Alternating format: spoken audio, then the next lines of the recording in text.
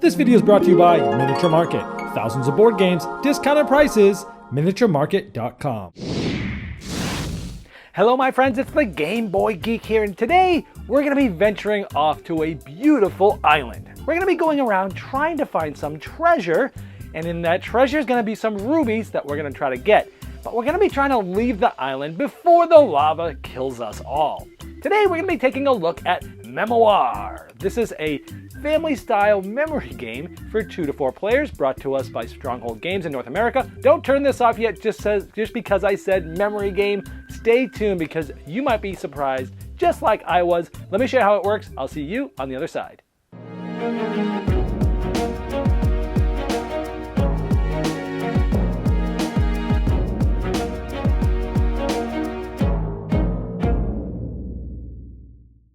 The game of Memoarrr lasts 7 rounds. Each round, the last player standing to not make a mistake will get one of these treasures. These treasures will have between 1 and 4 rubies on it. Whoever has the most rubies at the end of the game is going to win.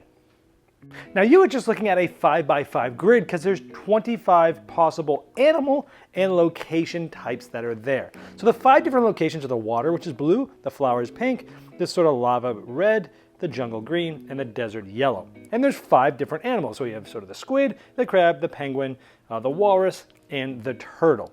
So there's 5 colors and 5 animals, and there's every permutation of that. For example, there's actually a squid of one type on each of the colors, and so on and so forth, and same for all the others. So each animal will be on once on all of the 5 colors. That makes up the total of 25 cards in the game. Now one of these cards, you won't know which one, but one of the 25 cards is removed from the game, so you're not quite sure, you don't have exactly perfect knowledge. So the game is played 2 to 4 players. Each player will be sitting on a different edge of the board. And at the beginning of the game, each of those players on their side of the board will get to look at the 3 middle cards. So if this was us, we would secretly be able to look at these and we go, oh good, there's a green crab here, there is a blue penguin here, and there is a red squid here.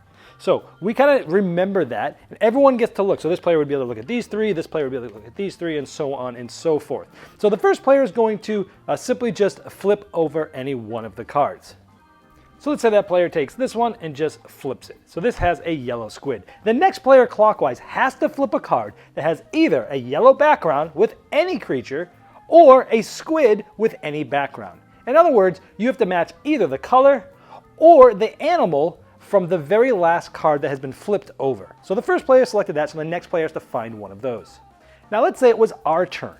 We know that there's a red squid here because we got to look at them at the beginning of the game. By the way, in your first game, I allowed people to keep looking at their 3 cards just to make it a little bit easier. So it's our turn, we have to come up with a squid or the desert there, and we flip this over, we go, yep, there's our squid. Now everyone knows that that squid and that red squid's there. It would then go to the next player where they have to find either a squid or a red background. So going clockwise, this player's like, you know what, I know I got a squid here. Ooh, there we go, we have a pink squid. So the next player here has to go either pink or squid. So let's say that player goes, you know what, I know I've got a pink turtle there. So then this player has to come up with either pink or turtle. Well, let's say this player didn't have pink or turtle on any of their 3 cards they know. At this point in the first round of the game, they'll just have to guess. And maybe they just guess here, and they go, oh, whoa, all right. And it has these stand-up moments when someone guesses and gets something right. Wow, yellow turtle. So now it would come to us, yellow turtle. Let's just say we didn't have yellow turtles here, and we guess and we go, oh, it's a pink walrus. It does not match yellow or turtle. So we're gonna be out for this round. We take the top volcano card here. I'll show you what these do in just a moment. Each player that goes out is gonna take one of these. So it would go here and here, and things would continue to go like this until as players get out, the last player standing will get the treasure, and they secretly would look at how many rubies they have.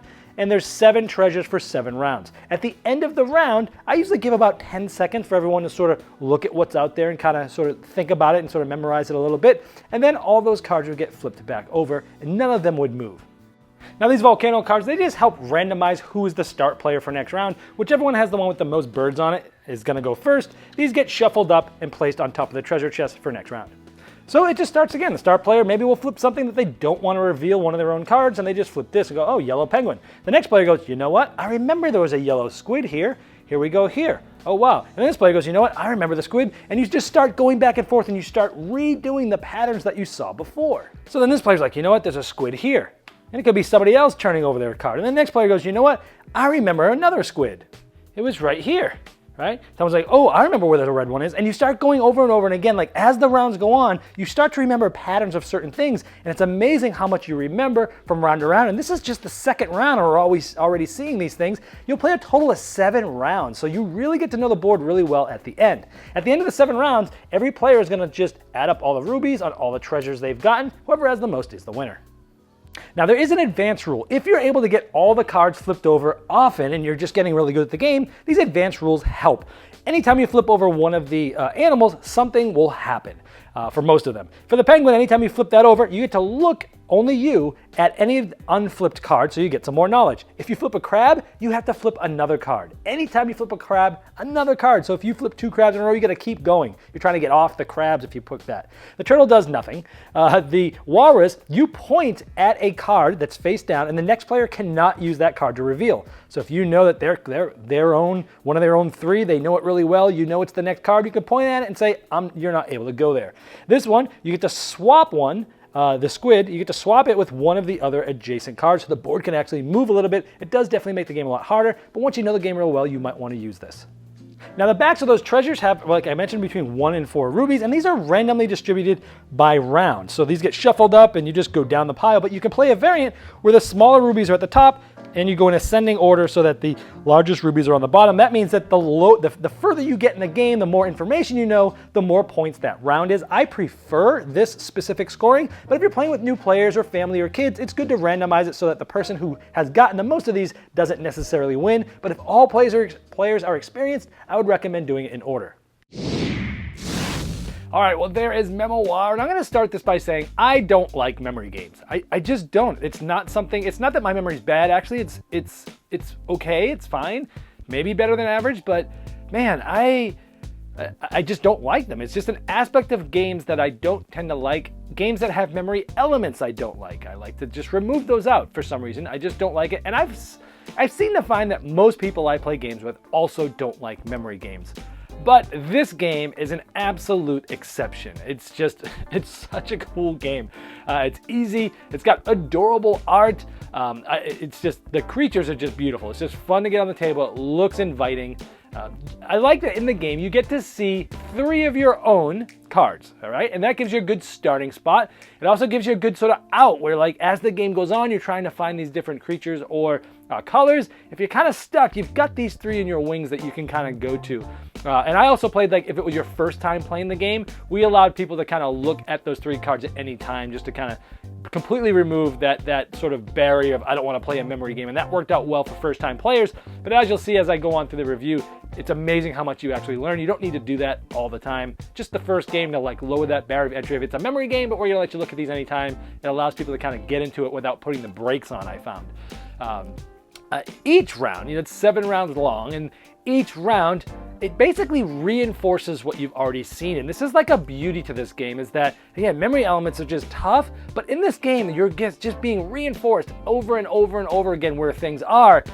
And it was mind-boggling to me how many, it's a grid of 5 by 5, I believe, and there's so many pieces out there, but it's amazing that as the game goes on, you're able to remember lots of things that you probably didn't think you'd be able to. And I told everybody that you're going to this game, look, it's a memory game. I know if you don't like memory games, you got to try this one anyway, and you'll be amazed at the end of what you can remember. And everyone went, wow, that is amazing that you can just, did not know my brain could do that. And it's interesting because, like, not only are there patterns that you're recognizing, it's just for some reason when you see things and you reinforce it over and over, it's amazing how much you actually remember. Like, there's times where I'm like, I don't remember where it's there. Oh, wait a minute. And it just, like, pops in your head because you've seen it so many times.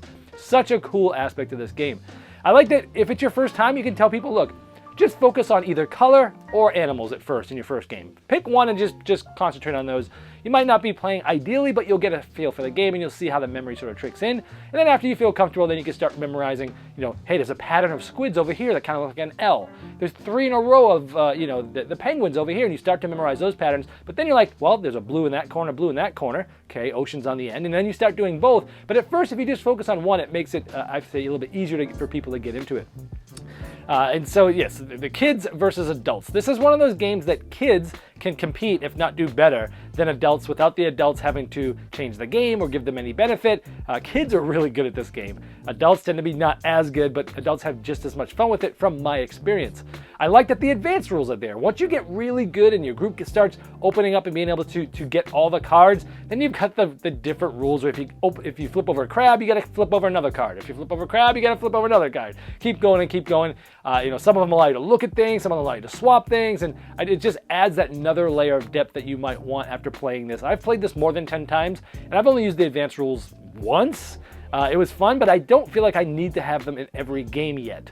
So this game does have some legs and longevity to it. The scoring variant I actually really do like. I don't necessarily like the randomness of having different rubies be at different times. I kind of like it that the longer the game goes, the more rubies you're going to get. But if you're playing with new people or kids, you can have someone that doesn't do as well or doesn't get as many treasures still win, and that might keep it interesting for people that, again, are afraid of that memory barrier. Overall, I absolutely love this game, but since it's memory, some people might not give it a chance and they might still not like it. However, I will say that every player that I played this with, and I took it to different holiday functions and all sorts of things. I played it with gamers, non-gamers. Not one person that I played this with went, yeah, you know what? I didn't like memory games. You told me I'd like it, and I didn't like it. I just don't like it. None. No one said that. Everyone was like, wow, you're right. This game's awesome. Where can I get it? This is a great family staple game. Just don't tell them it's a memory game because it turns barriers off. Amazing. It's getting a saxophone serenade, so here we go.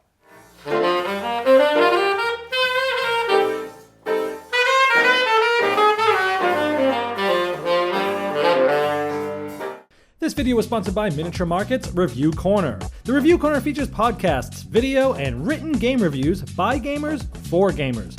Miniature Market, the online gaming superstore. Thousands of board games, discounted prices. Check them out at miniaturemarket.com.